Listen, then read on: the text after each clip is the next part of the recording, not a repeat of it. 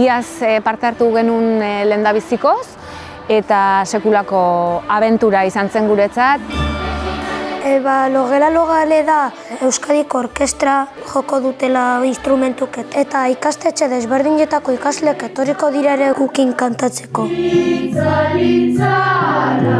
Klase hasieran ariketa desberdinak taite genitun da ritmo batzuk jarraitu ahotsa berotzeko. Eta ja bukaeran eskulanekin da mugimendukin.